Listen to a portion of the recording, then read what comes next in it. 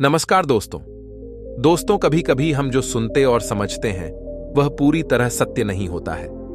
आपने कई महापुरुषों की बातें सुनी होंगी, कई बुद्धिमानी पुरुषों और गुरुदेव की बातें सुनी होंगी। उनका कहना होता है कि संसारिक जीवन मोह और माया से भरा हुआ है। हमारे रिश्ते, हमारा ध्यान, हमारी इच्छाएं सब बस माया जाल है और जीवन का असली लक्ष्य मोक्ष मुक्ति है। हमें आध्यात्मिक जीवन की ओर बढ़ना चाहिए।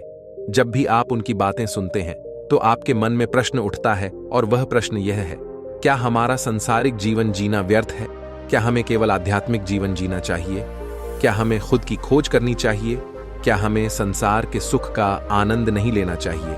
जो लोग इस संसारिक जीवन में फंसे हुए हैं, क्या उनका जीवन पूरी तरह से भी अर्थ है? किसी को अपने माता पिता के लिए धन कमाना है तो कोई अपने परिवार को सुखी देखना चाहता है, कोई अपने बच्चों की चिंता में दुखी है तो कोई अपने लिए कुछ करना चाहता है, नाम कमाना चाहता है, कोई अपनी प्रेमिका को खुश रखना चाहता है, कोई अपने प्रेमी को पाना चाहता है, कोई बड़ा आदमी बनना चाहता है तो कोई राज करना चाहता है, कोई साधारण जीवन जीना चाहता है। इसी प्रकार हम सभी की तरह तरह के सपने, तरह तरह के विचार हैं। हम सभी को अपने जीवन में कुछ न कुछ तो चाहिए, परंतु ये सभी बुद्ध पुरुष जब हमारे सामने आते हैं तो हमारे इन सपनों को तोड़ मरोड़ कर रख देते हैं। जब कहते हैं कि संसारिक जीवन व्यर्थ है और खुद को जानो, खुद को पहचानो, आध्यात्मिकता की राह पर चलो, तब उस वक्त हमारे मन में, हमारे मस्तिष्क में तरह तरह के विचार उत्पन्न होने लगते हैं। तब हमें यह समझ नहीं आता कि आखिर हम संसारिक जीवन जिए या फिर आध्यात्मिक जीवन। आखिर हम क्या करें? आपके साथ भी कभी न कभी ऐसा तो हुआ ही होगा कि आपके भी मन में ऐसे कोई प्रश्न हैं, तो आप हमें कमेंट में जरूर बताइएगा। चलिए आगे बढ़ते हैं और इसके पीछे की वास्तविकता को जानते हैं और इन सब के बीच हमें जीवन में संतुष्टि कैसे मिलेगी, हम पूरी तरह से खुश कैसे रह सकते हैं।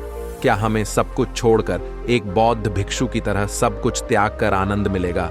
हमारे रिश्ते, पैसा कमाने की इच्छाएं, परिवार के साथ संबंध, हमारे दोस्त, क्या ये कुछ मायने नहीं रखते हैं दोस्तों? वास्तविकता तो यही है कि आप उन बुद्ध पुरुषों की बातों को अच्छी तरह से समझ ही नहीं पा रहे, क्योंकि वह कहना कुछ और चाहते हैं और आप उनकी बातों का मतलब कुछ और ही निकाल रहे हैं। आप उनकी बातों से कुछ और ही समझ रहे हैं। महात्मा बुद्ध खुद ही कहते थे कि उन्हें गरीबी पसंद नहीं है। वे यह कहते थे कि आपको सफलता प्राप्त करने के लिए आर्थिक रूप से सक्षम बनना आवश्यक है। इसका मतलब है कि जब तक आप गरीब हैं और आपके पास आर्थिक साधनों की सामग्री नहीं है, तब तक आप अपने आत्मा की खोज में आगे नहीं बढ़ सकते हैं। और ठीक उसी के विपरीत संपन्नता और अमीर होना भी आपके आध्यात्मिक मार्ग की बाधा बन जाती है। कई महापुरुषों ने, कई बौद्ध पुरुषों ने अपनी बातें बहुत ही सीधी और सरल भाषा में कही हैं, लेकिन हम सभी उन बातों का अर्थ कुछ और ही निकाल बैठते हैं।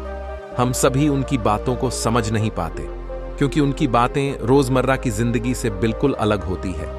वे लोग कहना तो कुछ और चाहते हैं, लेकिन हम में से ज्यादातर लोग उनकी बातों का मतलब कुछ और ही निकाल लेते हैं और उसे अपने जीवन में उतारकर हम अपना पूरा जीवन पूरी तरह से बर्बाद कर लेते हैं। चलिए इसे कहानी के माध्यम से समझते हैं। एक बार की बात है, महात्मा बुद्ध नगर वासियों को उपदेश दे रहे थे। महात्मा बुद्ध कह रहे थे कि संसार के मायाजाल में मत हंसो, संसार से ऊपर उठो। संसार से ऊपर उठकर ही तुम संसार को जी सकते हो।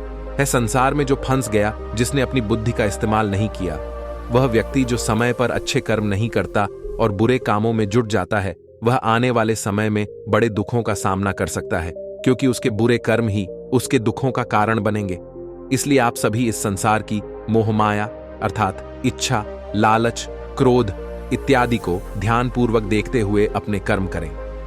इतना कहकर महात्मा बुद्ध ने अपना उपदेश समाप्त किया और वहां से चले गए। महात्मा बुद्ध जब यह उपदेश दे रहे थे तो वहां पर उस नगर का सबसे धनी व्यक्ति वहीं पर मौजूद था और उस व्यक्ति पर महात्मा बुद्ध की बातों का बहुत गहरा असर पड़ा। उसका मन अब संसारिक जीवन में नहीं लगता था, वह संसारिक जीवन से हटने लगा था। अब उसे अपना सब कुछ किया हुआ व्यर्थ नजर आने लगा था। देखते ही देखते कुछ ही सालों में उसका सारा व्यापार चौपट होने लगा था। उस धनी व्यापारी के परिवार के सभी सदस्य उसे इस तरह से देखकर बहुत चिंतित रहने लगे थे और जब भी कोई उससे बात करने की कोशिश करता था तो बहुत धनी, व्यापारी एक ही बात कहता है, यह धन दौलत तो सब बेकार की चीजें हैं, यह सब तो मोहमाया है, सब बेकार है। भला हम रिश्ते निभाकर क्या करेंगे, यह सब तो वासना है। जीवन तो केवल एक ही है और वह मुक्ति। अब तो केवल उसी की आस है, उसी की प्यास है। मैं इतना समझ चुका हूं कि अब से जो भी होगा वह सब अच्छा होगा। अब से उसने व्यापार पर भी ध्यान देना बिल्कुल बंद कर दिया था और देखते ही देखते वह धनी व्यापारी उस नगर का सबसे गरीब व्यक्ति बन चुका था। वह पूरी तरह से निधन हो चुका था, उसका सब कुछ बर्बाद हो चुका था और उसका पूरा परिवार सड़क पर आ गया था। एक दिन जब उसके घर में खाने के लिए कुछ नहीं बचा तो उसने अपने आप से कहा कि मैंने क्या कर दिया। सब कुछ तो बहुत अच्छा चल रहा था, लेकिन मैंने अपने हाथों ही सब कुछ बर्बाद कर दिया। आज मेरे परिवार का हर एक सदस्य भूखा है, उनके पास खाने के लिए कुछ नहीं और मैं उनके लिए कुछ नहीं कर पा रहा। वहीं यह सब सोच ही रहा था कि तभी उसे याद आया कि उसने महात्मा बुद्ध की बातों में आकर अपना जीवन बर्बाद कर लिया। न तो उसे मुक्ति मिली और न ही धन। वह सोच रहा था, मैं तो कहीं का नहीं रहा। थोड़े थोड़े भोजन के लिए भी आज मुझे रोज मरना पड़ता है। हर रोज मुझे मेहनत करनी पड़ती है, तब जाकर मेरे परिवार को 2 वक्त की रोटी मिल पाती है। अपने परिवार की इस तरह से बुरी हालत देखकर उससे रहा नहीं गया। वह बहुत चिंतित रहने लगा था। वह बहुत परेशान हो चुका था। एक दिन वह अपने घर से भाग गया। रास्ते में जब आगे बढ़ रहा था तब उसके मन में ख्याल आया कि वह कहां जाएगा, इससे मदद मांगेगा। आखिर अब उसका साथ कौन लेगा। तभी उसे याद आया कि उसे महात्मा बुद्ध के पास ही जाना चाहिए, क्योंकि बुद्ध के कारण आज उसकी यह हालत है। उसके हालात के जिम्मेदार तो वही हैं। मैं तो सीधा सीधा अपने मार्ग पर जा रहा था, लगातार अपने व्यापार में उन्नति कर रहा था, लेकिन जब से मैंने उनकी बातें सुनी तब से मेरा मन विचलित हो गया। मुझे समझ नहीं आया कि मैं जो जीवन जी रहा हूं क्या वह सत्य है या फिर जो वह जीवन जी रहे वह सत्य है।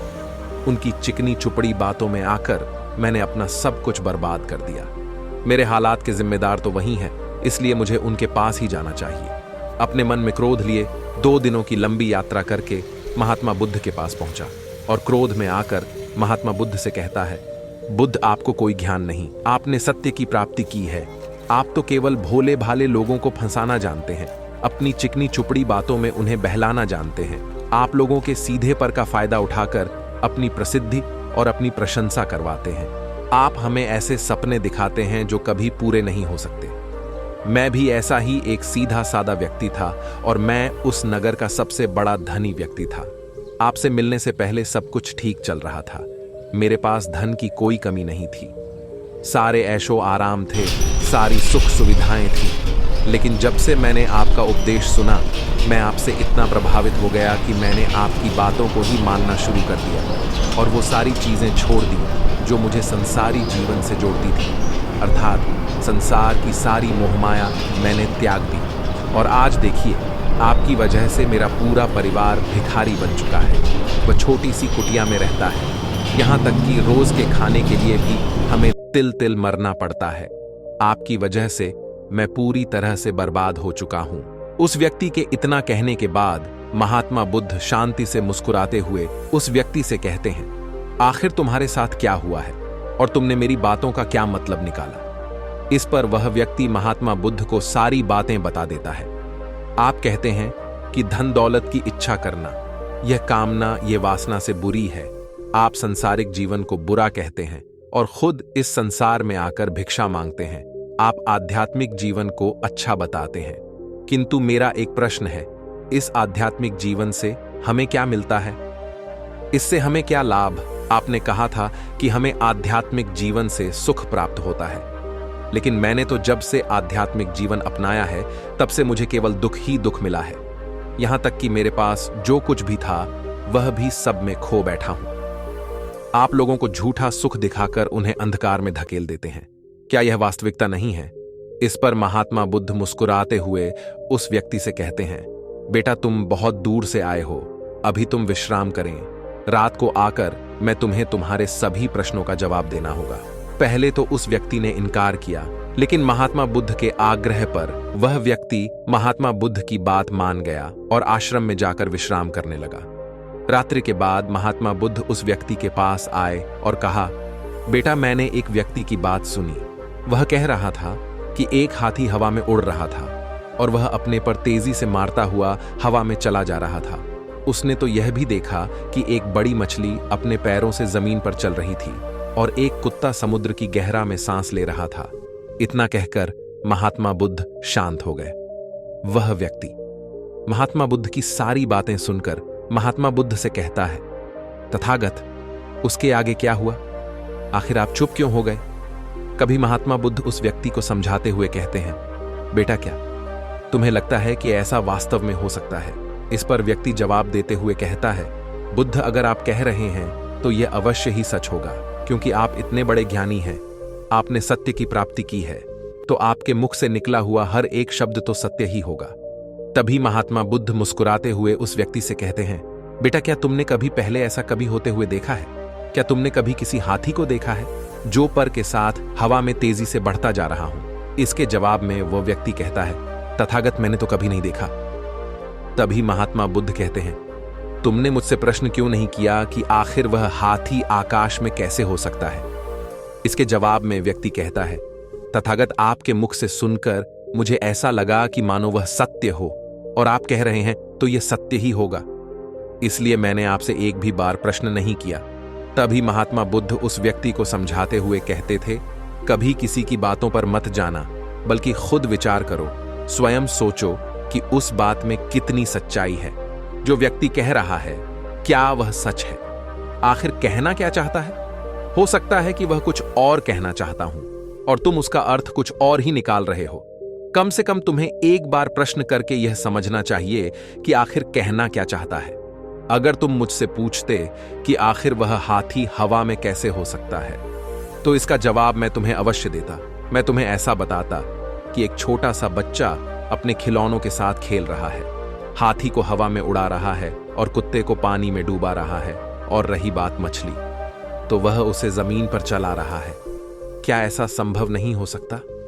इसके जवाब में व्यक्ति कहता है, हां, बिल्कुल ऐसा हो सकता है कि महात्मा बुद्ध उस व्यक्ति को कहते हैं। इसी प्रकार मैं कभी किसी को निधन या गरीब होने के लिए नहीं कहता। निर्धनता या गरीबी तुम्हारे विकास में बाधक बन जाती है, जिससे तुम और कुछ नहीं सोच पाते, न ही कुछ समझ पाते हो। इन भिक्षुओं को देखो, जब इन्हें भोजन की आवश्यकता होती है तो यह भिक्षा मांगने के लिए निकल पड़ते हैं, लेकिन यह भिक्षा कहां से आती है? इसके जवाब में व्यक्ति कहता है, ही तथागत, हर कोई रोज मेहनत करता है ताकि उसके परिवार का पालन पोषण हो सके, और जो वह मेहनत करता है उसके बदले में उसे कुछ पैसे मिलते हैं। उन पैसों से भोजन खरीदता है और वही भोजन वह आपको भी सौंपता है, और वहीं से भिक्षा आती है। तभी महात्मा बुद्ध उस व्यक्ति से एक और प्रश्न करते हैं, बेटा, यह बात सत्य है, लेकिन तुम क्या मुझे यह बता सकते हो कि आखिर यह धन कहां से आता है? इसका जवाब देते हुए व्यक्ति कहता है कि तथागत, धन तो सभी लोग अर्जित करते हैं, सभी कमाते हैं। तभी महात्मा बुद्ध इस व्यक्ति को समझाते हुए कहते हैं, ठीक इसी प्रकार दुनिया में यदि हर कोई भिक्षा मांगने लग जाए तो आखिर भोजन कहां से आएगा, अनाज कौन उगाएगा, व्यापार कौन करेगा, और लोगों की रक्षा के लिए धन कहां से इकट्ठा होगा, लोगों की जरूरतें कैसे पूरी होंगी? यह सुनकर व्यक्ति थोड़ा सा अचरज में पड़ गया और महात्मा बुद्ध से कहता है, किंतु ही तथागत, आप ही तो कहते हैं कि मनुष्य की इच्छा, कामना और वासना, लालच और क्रोध, ये सभी मनुष्य के विकार हैं और हमें इनसे दूर रहना चाहिए, तभी वह आत्मज्ञानी कहलाता है। तभी महात्मा बुद्ध कहते हैं, बेटा, मैं तो अभी भी यही कह रहा हूं कि मनुष्य को इन सब चीजों से दूर रहना चाहिए। इस पर व्यक्ति महात्मा बुद्ध की बात काटते हुए कहता है कि तथागत, पर दुनिया तो इसी पर चल रही है, इसके बिना भला यह संसार कैसे चल सकता है? हर किसी को पैसों की जरूरत है, बिना पैसों के वह अपने परिवार को नहीं चला सकता है, वह अपने परिवार का पालन पोषण नहीं कर सकता, वह अपने परिवार के लिए भोजन नहीं ला सकता, और यदि वह पैसे नहीं कमाएगा तो वह भूखा मर जाएगा। तभी महात्मा बुद्ध कहते हैं, बेटा, ये संसार इन चीजों से नहीं चल रहा, इन चीजों से बिगड़ रहा है। इस पर व्यक्ति कहता है, ही तथा गया, आखिर आप क्या कहना चाहते हैं? मैं आपकी बात समझ नहीं पा रहा है। संसार में इच्छा, कामना, वासना और क्रोध ही तो है, और जब हम इनका त्याग कर देते हैं तब हम आध्यात्म के मार्ग की ओर आगे बढ़ते हैं, अर्थात मुक्ति के मार्ग पर, यानी कि हम सन्यासी के मार्ग पर चलते हैं। इस पर महात्मा बुद्ध जवाब देते हुए कहते हैं, बेटा, तुमने जो कुछ कहा वह भी एक बहुत बड़ा सत्य है। इच्छा, कामना, वासना और क्रोध, ऐसे ही बुरी भावनाओं को छोड़ देने से हम संसार छोड़कर सन्यासी हो जाते हैं, और इन्हीं सभी चीजों को छोड़कर भी हम संसार में जी सकते हैं, धन कमा सकते हैं, मान, पद, प्रतिष्ठा और सम्मान कमा सकते हैं, क्योंकि हम सब अपना कर्म ही तो कर रहे हैं। एक किसान खेती करता है, पर वह अपनी खेती बिना बुरी भावनाओं के भी कर सकता है। एक व्यापारी व्यापार करता है, और इस व्यापार में चीजों को यहां से वहां पहुंचाना होता है, और वहां व्यापारी इन चीजों को बिना बुरी भावना के कर सकता है। ठीक उसी प्रकार एक राजा भी अपनी प्रजा की रक्षा करता है, और वह भी अपने कर्म बिना किसी बुरी भावना के कर सकता है। और एक भिक्षु इन सभी लोगों को सही प्रकार और सही कार्य करने के लिए मार्गदर्शन करते हैं। जो उस भिक्षु का कम है, जो उसका कार्य है, और जो व्यक्ति जागृत होकर अपने कर्मों का सही पालन करता है, वास्तविकता में वही सन्यासी है, वही भिक्षु है। क्योंकि हम जो भी कम कर रहे हैं वह हमारा इस संसार में रहने के लिए, जीवित होने के लिए, जीवन जीने के लिए केवल एक माध्यम मात्र ही है। उसे छोड़कर हम कुछ भी नहीं पा सकते, और हमारे सभी कर्म करते हुए हमारा मुख्य उद्देश्य जागृत होना है, खुद को पहचानना है, खुद को जानना है। एक बार यदि हमारे भीतर ज्ञान का उदय हो गया, तब हम चाहे जो भी करें, वह फिर संसारी हो या सन्यासी, सब एक ही होते हैं। इस पर व्यक्ति महात्मा बुद्ध से कहता है, हे बुद्ध, किंतु मैंने तो देखा है कि आप अपने संघ में उन लोगों को भी शामिल कर लेते हैं जो लोग अपने परिवार को छोड़कर आए, अपने माता पिता को छोड़कर आए हैं, अपने बीवी बच्चों को छोड़कर आए हैं। क्या आप उनसे कभी यह कहते हैं कि जाकर अपनी जिम्मेदारियां पूरी करो, जाओ अपनी जिम्मेदारियां संभाल लो और धन कमाओ, और वहीं पर रहकर तुम आत्मज्ञान प्राप्त करो?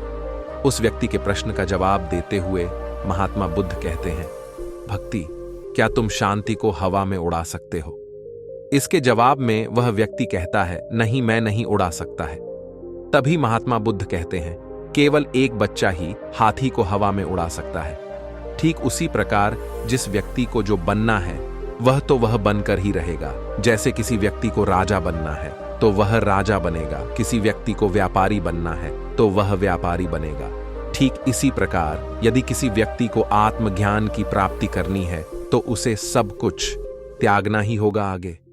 महात्मा बुद्ध उस व्यक्ति से कहते हैं, बेटा, क्या तुम सब कुछ छोड़कर आत्मज्ञान के मार्ग पर आगे बढ़ते, या फिर तुम यह सोच रहे थे कि इस रास्ते पर चलकर जीवन आसान हो जाएगा, जो होगा सब अच्छा होगा, सब कुछ अपने आप ही मिलने लगेगा, मुझे तो कुछ करने की आवश्यकता ही नहीं पड़ेगी, सारे दुख दर्द सब कुछ समाप्त हो जाएगा और जीवन चमत्कार होने लगेगा और अंत में मुक्ति भी मिल जाएगा।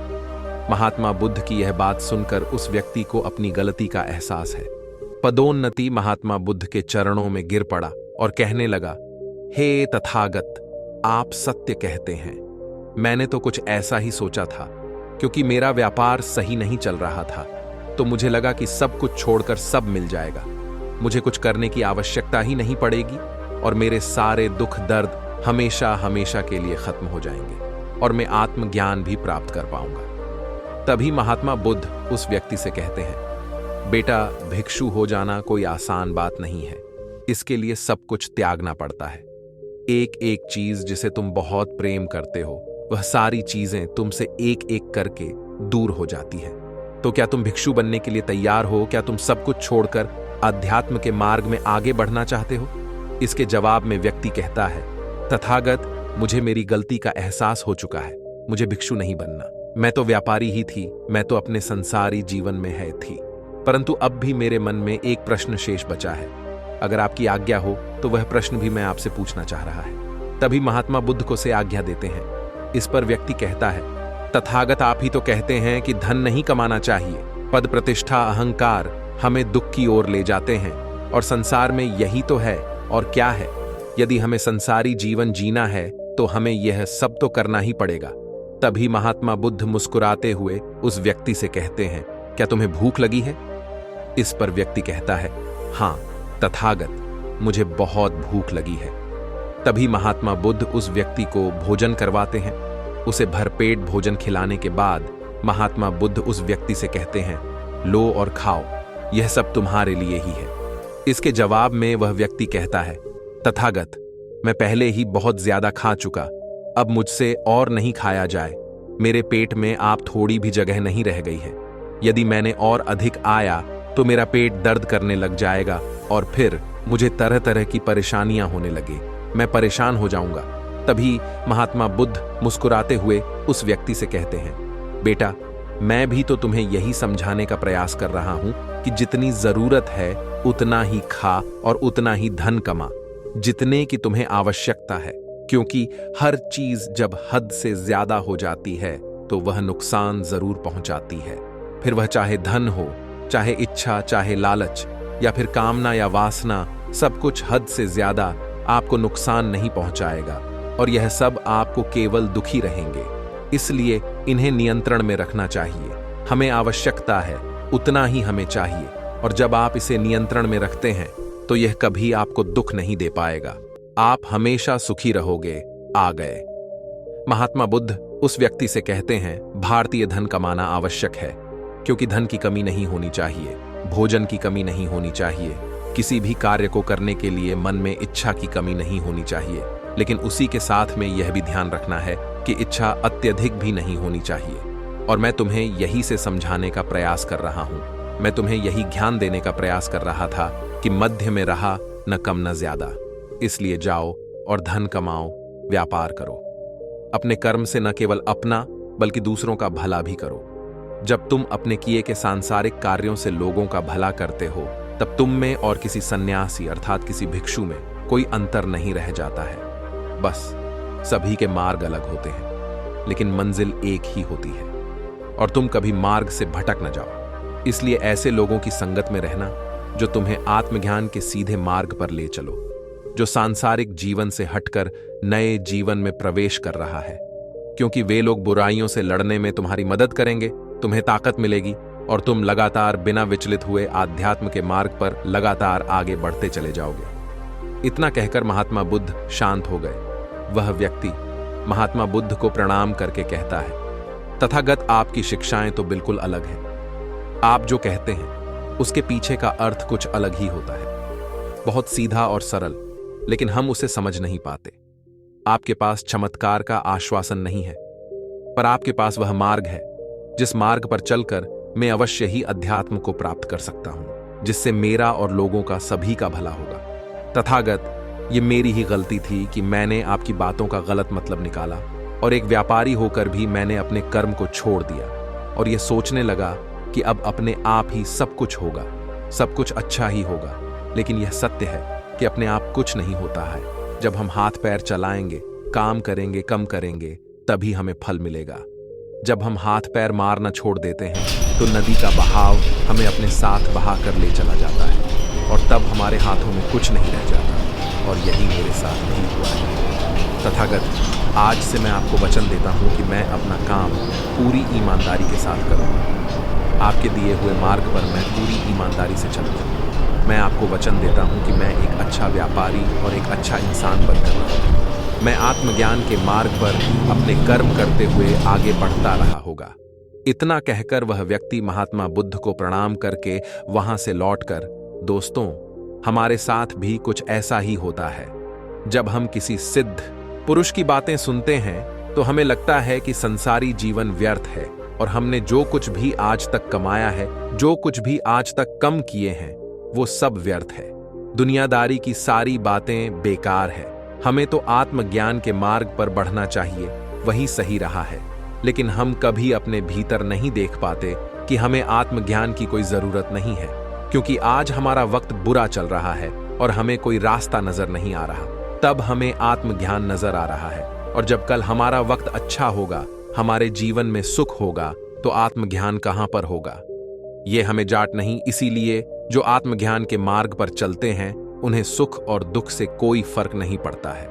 उन्हें अपने व्यवसाय से भी फर्क नहीं पड़ता, उन्हें जीवन की झंझटों से भी फर्क नहीं पड़ता है। वह तो बस आत्मज्ञान के इस मार्ग पर खुशी खुशी चलते रहते हैं और अपनी मंजिल तक पहुंच ही जाते हैं। दोस्तों, आज के इस वीडियो से आपने क्या सीखा, मुझे आप कमेंट में जरूर बताइए। अपना कीमती समय हमें देने के लिए आप सभी का तहे दिल से धन्यवाद। नमो बुद्धा।